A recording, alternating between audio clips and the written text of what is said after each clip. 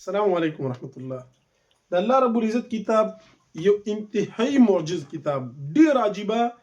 د انسانانو چې څومره کتابونه په لکاو چاپ کیږي، نو داسې یو صورت، داسې چې هغه بالکل د خپل نقطو په اعتبار باندې، که د لفظونو په اعتبار باندې او که د حروفو په اعتبار باندې، چرته هم د الله د کتاب په شانتي نشي کېدلی. راځو مونږه په دې کې چې کومې نقطې دي هغه ښیو ان شاء الله تعالی. الله رب العزت قرآن کریم کې وی ما فرطنا فی الکتاب من شیء. موږ په دې قرآن کریم کې داسې یو خبره نه ده پرېښودلې چې هغه د کتاب کې کمی راولي. د کمی یو خبره هم د کتاب د الله رب العزت کې نشته دی.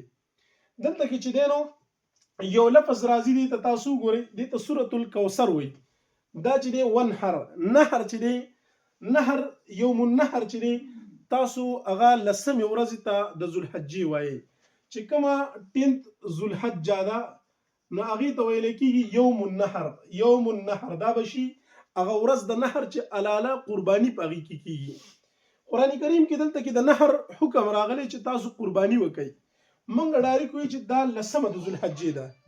اسانه خبره دا شوله، دا لسمه د ذوالحجې ده. ګورئ اوس تاسو کمال د صورت ته ګورئ. دا موږ سره شو یو لفظ، اعطیناک زموږ سره دوه، او دا چې دی نو 3 شو. فصلی چارو لربک دا به 5 شي. ونحر دا شپږم دی. ګورئ ان دا 7 شو. شان اکا دا 8 شو، او دا هو ضمیر چې دی مستقل، نو دا 9 شو، او دا ورپسې چې دی نو 10. دا زموږ سره چې دلته کې کومه خبره شوې وه چې 10 ذوالحجه ده، نو صورت چې دی چې په هغې کې کوم د 10 ذوالحجې ذکر کېدو، نو د هغې د کلماتو تعداد چې کوم دی، نو هغه زموږ سره چې دی نو کلمات هم روتل 10 کلمات. بل یو کمال ته د لسمه ورځ ده، 10 کلمات دي په صورت کې. راځئ دې ته دا موږ سره نقطې وشمارو. نقطې موږ وایو ما فرطنا فی الکتاب من شیء.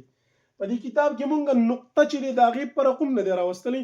د انسانانو کتابونو کې په زرګاو نقطې، په زرګاو اعتراضات هر سړی کولی شي، خو په دې کې دی وکړي. دا موږ سره یوه نقطه شوه. اعطیناک دا یا ده، نو 3 شوي، او د نون دی 4.